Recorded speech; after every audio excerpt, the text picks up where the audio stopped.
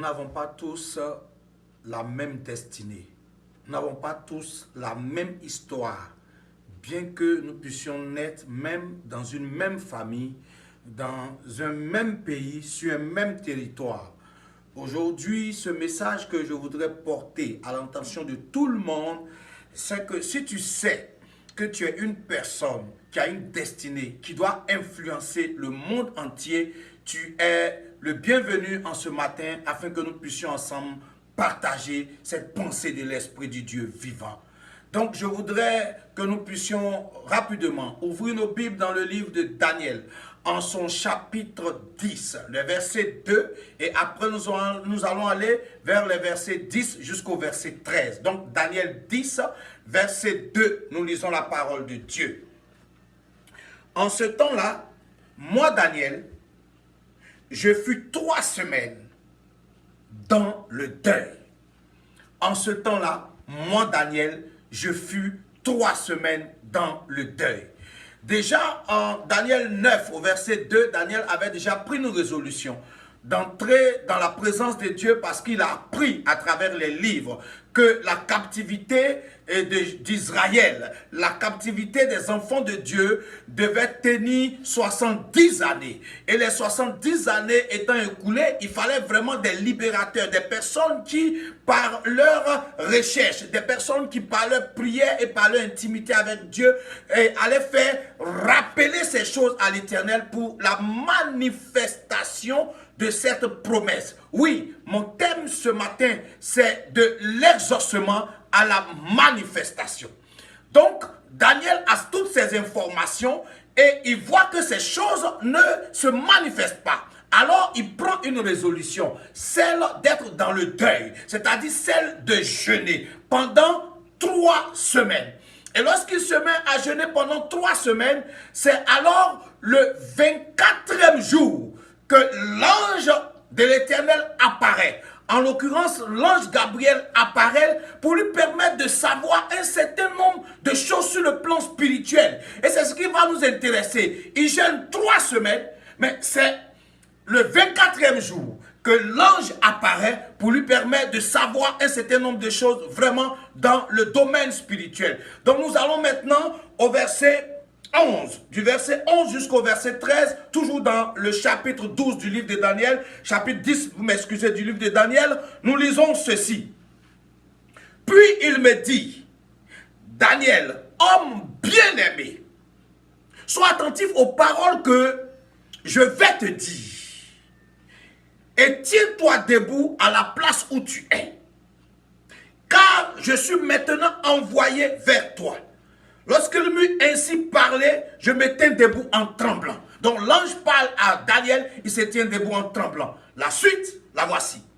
Au verset 12, il me dit, Daniel, ne crains rien, car dès le premier jour où tu as eu à cœur de comprendre et de t'humilier devant ton Dieu, tes paroles ont été entendues et c'est à cause de tes paroles que je viens. Donc dès le premier jour que tu es rentré dans ce moment de prière et de jeûne, tes paroles ont été entendues. Et c'est à cause de ces paroles-là que moi maintenant je viens. Alléluia. Et déjà avant de continuer, n'oublions pas que Nombre le chapitre 14, en son verset 28, le Seigneur va dire ceci à Moïse par rapport à l'atmosphère qui se passait autour de lui. Il va leur dire, l'Éternel dit, dis-leur, je leur ferai selon ce que j'aurai entendu à mes oreilles. Donc cela signifie simplement quoi? Cela signifie que Daniel, ayant parlé, Daniel ayant prié, ses paroles et ses prières sont montées à l'oreille de l'Éternel. Et donc c'est à cause des prières et des paroles montées à l'oreille de l'Éternel que l'ange est relâché, l'ange Gabriel est envoyé pour pouvoir accomplir cette mission. Mais nous continuons au verset 13, voilà ce qui va se passer. Et le chef du royaume de Perse m'a résisté 21 jours. Mais voici Michael, l'un des principaux chefs, est venu à mon secours et je suis demeuré là auprès des rois de Perse. Alléluia. C'est un passage que nous lisons constamment et couramment, mais chaque jour, selon les époques et en mesure de la capacité de recevoir une certaine certaines révélations, nous relâchons encore quelque chose. Donc ce matin, je crois que quelque chose aussi sera relâché dans ta vie. Toi, tu crois que ta vie est réservée à influencer tout le monde entier parce que tu es une personne spéciale comme Daniel. Donc regardez au verset 13. Le verset 13, il dit le chef du royaume de Perse. Première chose.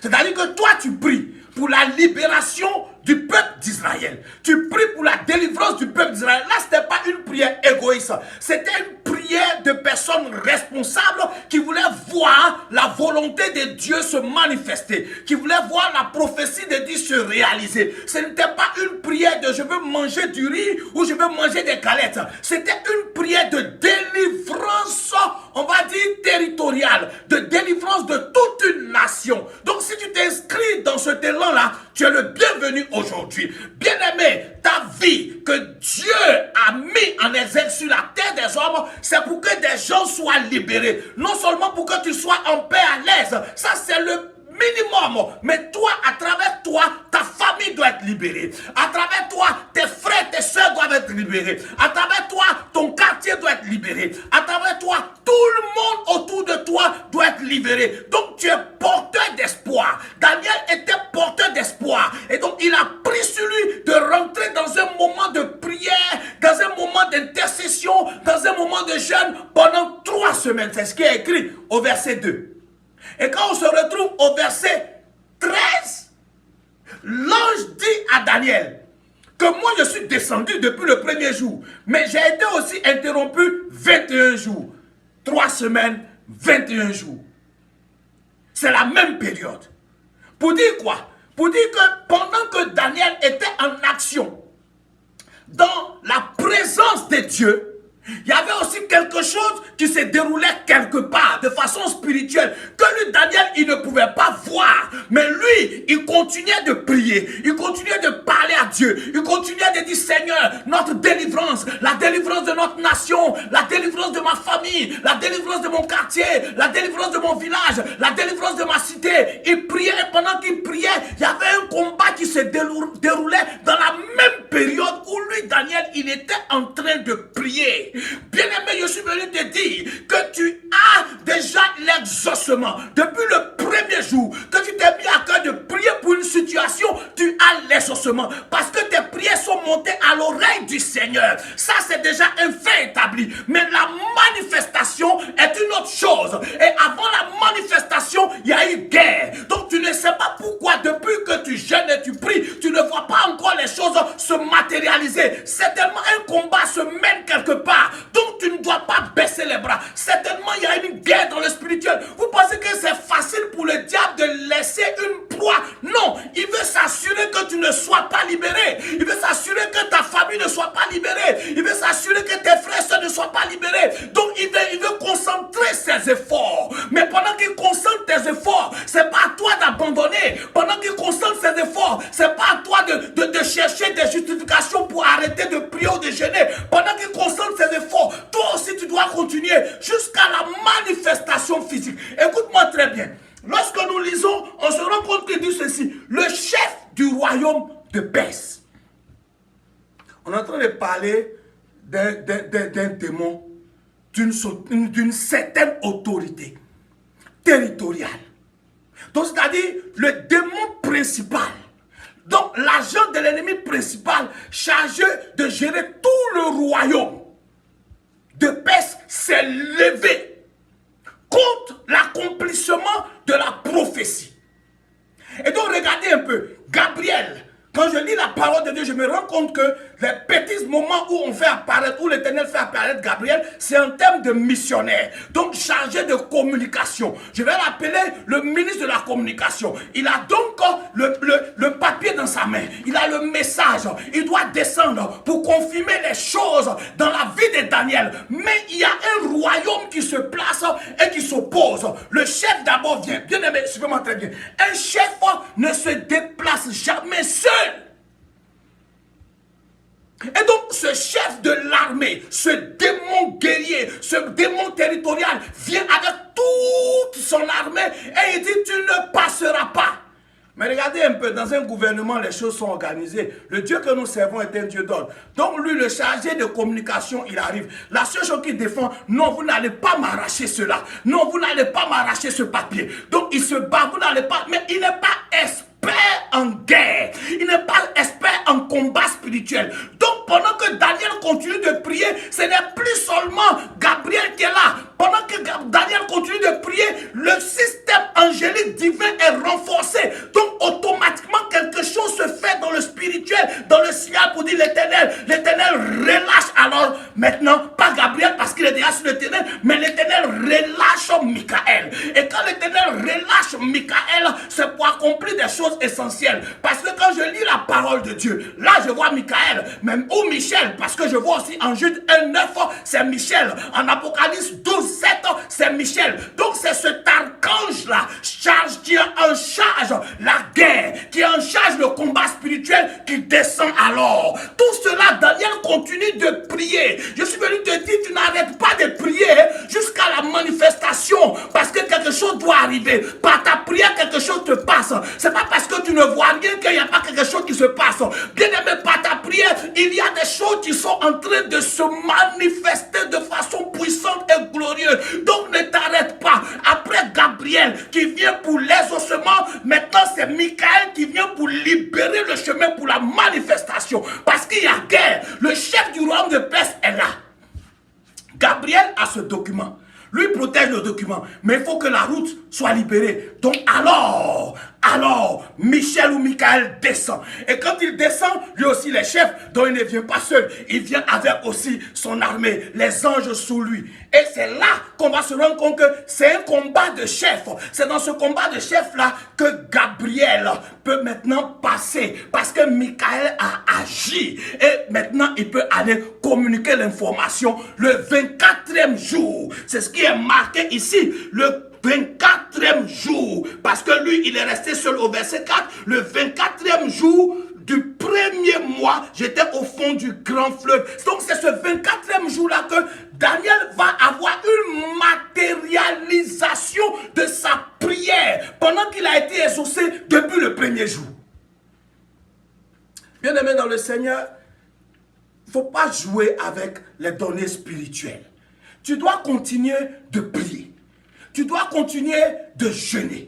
Parce que dans ton temps de prière et de jeûne, tu peux des fois ne même pas avoir un signe physique.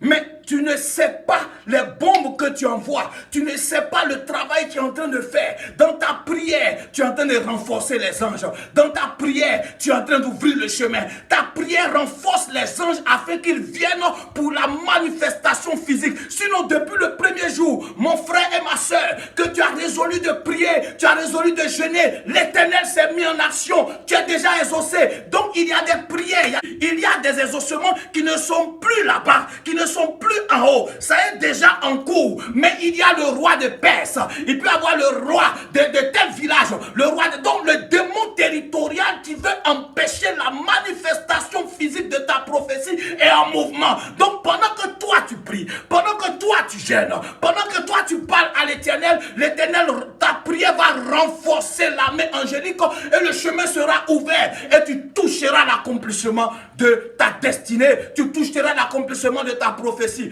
Bien aimé, je suis venu ce matin te dire, par expérience, nous voyons trop de prophéties. Il y a des gens qui sont aujourd'hui des personnes qui sont des collecteurs de prophéties. Oui, la prophétie, elle est biblique. La prophétie, elle est bonne. Mais la manifestation de cette prophétie t'engage à rentrer dans des moments intenses de prière. Moi, je fais partie des gens qui croient à la puissance de la prière. Je vais prier jusqu'à la manifestation physique de ce pourquoi je prie. Je ne vais pas baisser mes bras. Je ne vais pas me laisser, on va dire, emporter par des prophéties et puis aller dormir. Toutes les prophéties qui viennent déclenchent un combat, déclenchent une guerre, déclenchent vraiment la colère de l'ennemi. Et lui n'est pas plus fort que moi. Et moi j'ai une âme. Et cette âme-là, c'est de la déclencher. Donc il est temps pour toi de déclencher cette âme. De prier afin que de l'exaucement, tu passes à la manifestation, à la matérialisation. Tu dois toucher les choses maintenant, mon frère.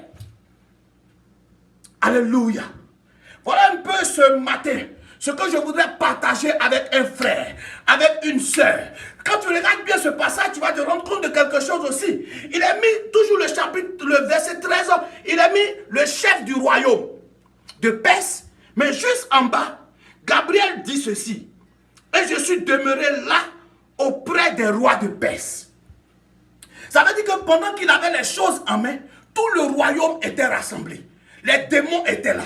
Le chef était là, mais les rois aussi. Quand on parle des rois, on parle des démons sous l'autorité du chef principal. Donc, eux tous étaient réunis pour chercher à voler quoi? À récupérer, à empêcher qu'ils puissent avoir manifestation. Je t'annonce ce matin que tout ce que l'ennemi fera, tu as le droit, tu as le pouvoir, tu as l'autorité à travers la prière d'accélérer la manifestation physique des choses te concernant. Arrête de blâmer le Seigneur. Arrête d'accuser le roi de gloire. Ton document est déjà relâché. Ta réponse est déjà là.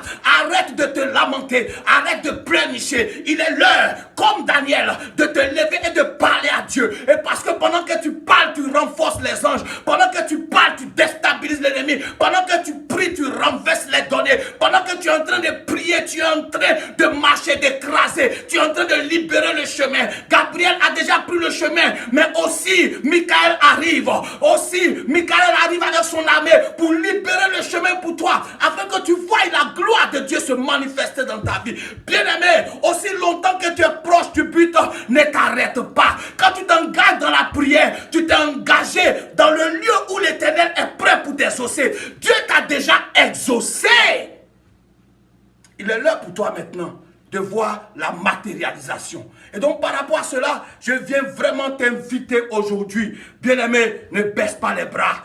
Vous savez, des fois quand on ne voit rien, on dit oh, pourquoi jeûner encore? Pourquoi prier encore? Laissez les palmarès, regardez, focalisez-vous sur la manifestation de la chose. Ils se lèveront parce que toi tu es détenteur d'une clé pour les nations. Ils se lèveront parce que tu es la délivrance de ta famille. Ils se lèveront parce que tu es le succès de ton quartier, de ta région. Donc eux tous vont se lever car tu viens pour changer un décret. Tu viens changer, détruire, annuler, arrêter, imposer le règne de Dieu. Tu viens pour arrêter le règne de l'esclavage sur ta famille. Tu viens pour arrêter le règne de l'emprisonnement satanique sur ta famille. Donc ils vont forcément se lever. Mais dans toutes ces choses, n'oublie pas que tu es plus que vainqueur. Et donc c'est un plus que vainqueur que je viens m'adresser. C'est un plus que vainqueur que je viens m'adresser. Lève-toi et continue de prier. Si tu es dans la prière, parle, prie, parle, prie, parle, prie. Car l'Éternel est sur le point de faire quelque chose de merveilleux et de glorieux. Je suis convaincu que tu toucheras. La chose se manifestera. Tu verras l'accomplissement de la prophétie rattachée à ta destinée. Bien-aimé, laisse-moi te dire, dans cette période-là, dans cette période de Pentecôte, je veux même te créer un parallèle pour te dire, oui, que l'Éternel avait fait une promesse à ses disciples. Jésus-Christ a dit, oui, le Saint-Esprit viendra. Ils ont pris la prophétie, mais ils connaissaient le code. Dès qu'ils ont pris la prophétie, la Bible nous enseigne qu'ils sont montés, ils sont retournés dans la chambre haute. Et dans cette chambre haute, ils se sont mis à prier. Et c'est pendant qu'ils étaient en train de prier que l'atmosphère a été relâchée et que le Saint-Esprit est descendu. Bien-aimé, c'est un principe. Depuis l'Ancien Testament et le Nouveau Testament, la prière accélère les choses. La prière touche le trône de Dieu et Dieu relâche les choses en ta faveur. Dans cette promesse-là, quand on parle de Pentecôte, c'est une promesse. Et cette promesse a été matérialisée pendant que le peuple priait. Ta promesse va se matérialiser pendant que tu pries, pendant que tu gênes, pendant que tu n'abandonnes pas. Parce que l'Éternel a déjà fait les choses. Ouvre ton cœur. Ne sois pas un fainéant. Ne sois pas un paresseux. Ne sois pas quelqu'un qui prie une minute et puis tu dors. Mais sois une personne qui continue de célébrer Dieu. Une personne qui continue de croire en lui à travers la prière. Parce que la prière ouvre les cieux. La prière ouvre les crises des cieux afin que la grâce de Dieu descende et que tu touches ce qui est ta part et ta portion. Tu es un homme de délivrance comme Daniel. Tu es une femme de délivrance comme Daniel. Ne t'arrête pas. Que la paix de Dieu soit sur toi et que tu vois les choses de l'Éternel se manifester en ta faveur. Au nom puissant et précieux de Jésus-Christ de Nazareth. Amen.